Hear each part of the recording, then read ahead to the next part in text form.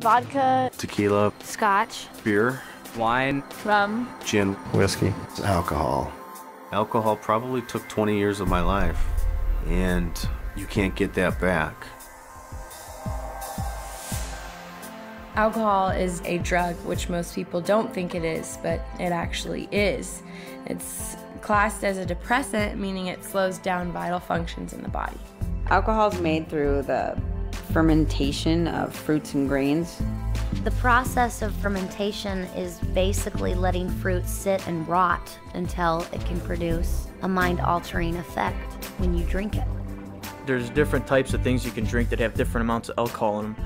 Like a beer, if you just drink beer, that has 2 to 6% alcohol.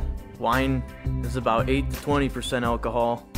And then you got your hard liquors, which are like vodka or whiskey, which are about 40 to 50% alcohol. When someone drinks 2 or more drinks, it acts as a stimulant. When they drink more than that, it acts as a depressant. If you binge drink, what you're doing is you're just drinking repeatedly over and over large amounts and large quantities of alcohol. If you put that much alcohol in your system at one time, you can get alcohol poisoning, which could lead you to go into a coma or even kill you. 12 years old, I was in the 7th grade. When I was in 8th grade, I think I was 13 years old. It became very regular at 14 years of age. 15 years old when I first started drinking. 17 years old, starting going out to parties, doing things like that. At first, drinking was a sociable thing, you know, I drank with my friends. Thought I was really cool going out with all the older guys, and I'd try to show off in front of them and drink myself stupid. They just go out and party all night. By the time I was probably 15 is where I started drinking at school. Putting it in a water bottle, I would take vodka or gin, something clear that looked like water, and I would just drink in class and pop mints in my mouth. We'd go in, break into his parents' liquor cabinet, fill up our super big gulps full of ice and Everclear, and then stop by 7-Eleven and fill the rest of it up with Coke, and then make it to first period. I was drinking not just at parties and stuff, but after classes and after work, and even at work. I waited tables, so it was very easy access to alcohol. It was just hard to say no. It was so readily available, and it was constantly there. My drug problem wasn't something that happened immediately. It happened so slowly that I missed the fact that I was addicted to it. It became a routine, a way of life. The only type of people I would hang out with were people who were using drugs or drinking alcohol. And it got to the point where that's all I cared about. It became far more than just a partying thing. It was a necessity. Without having alcohol in me, I could not function. I kind of became a loner because all I ever wanted to do was just drink and drink and drink. It felt like it was my only friend. Felt like that it was always there for me somewhere.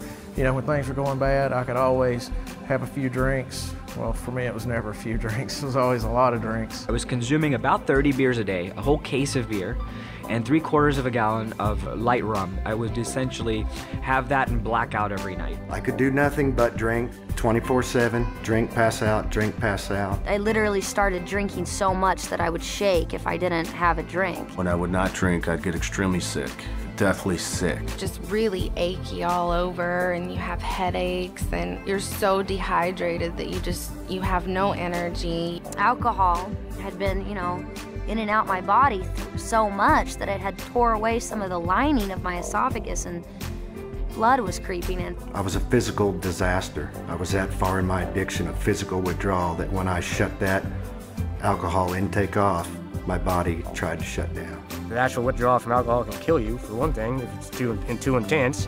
Your body has no vitamins or is dehydrated, and you can have DTs, you can seizure to death. It's terrible. I got a phone call, that my father was in the hospital and that he was really, really sick. And that he wasn't gonna make it. So the next day I got on a plane to go home. And my only way to confront this was to drink alcohol. So I showed up at the airport pretty drunk, and my family, saw me there, and, they didn't know what to say. The worst thing about it is that my father was kept conscious so that he could see me before he passed away. But instead of disgracing his memory, they'd put him on life support. I had gotten kicked out of this bar for fighting.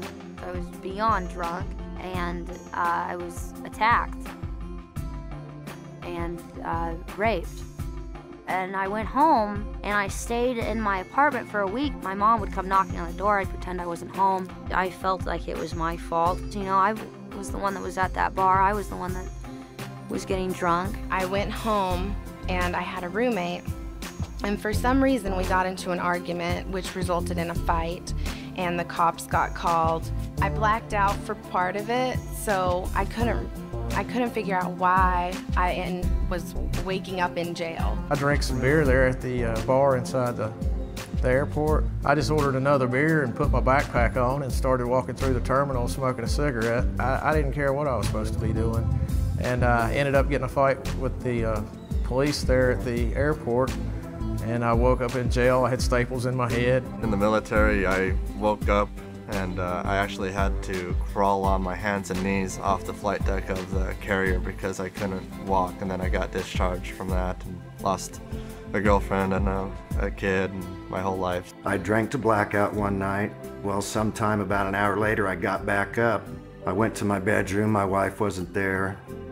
I went to the girls' bedroom, and they were all in the bed together, basically hiding from me through a blackout. And I decided right then that I couldn't stay there anymore. I was afraid that I was going to hurt someone in a blackout. You know, I haven't had a drink in 3 years, yet I'm reminded daily of my alcohol abuse because of the long-term effects. I have horrible short-term memory, and it makes everyday life very difficult for me. Just remembering names, remembering how to do things. As a result of alcohol, I had high blood pressure, and I still have it. It destroys your internal organs, and I mean, it can destroy your brain functions, your handwriting, small motor skills. It's definitely a poison. I have liver pains, bone and muscle aches that just used to not be there, and it's not from age. I'm not that old. I should be in my prime right now, and I've probably aged myself 20 years through alcohol abuse. Alcohol is slow to kill, but it's the most hideous form of death. If I had known how sneaky and dangerous and insidious alcohol is, if somebody had kind of told me, and if I had known that it's not this symbol for a good time, I think that would have made a difference. It's not like some of the other drugs that instantly after your first time you're hooked and you're addicted to it. A lot of times, you know, most of my friends didn't even like the taste of beer when they first started drinking. It started out as something that was fun, something we did on weekends. How it progressed to an everyday, all-day thing is beyond me. I have no answer to that. I do not understand how that happened, but it did. It's nothing but misery. The last 12, 13 years of my life, I've spent probably over $500,000, and over 4 or 5 years of that has been institutionalized, whether it be in a alcohol treatment rehab facility or, you know, incarcerated. Well, alcohol is just as bad, if not worse, than heroin or barbiturates or anything else. I don't know, if 60% of people go out to drink and get drunk, chances are that they're going to lead to something else and they're going to end up on the downward spiral. I may not be very old, but I have definitely seen some hellish things from alcohol. To be honest, I didn't think someone could get to the point that I was at my age. I thought that took years and years, but no, downward spiral. It might seem fun at the beginning, but after you get stuck in that lifestyle for years, you realize how not fun it is. It's terrifying.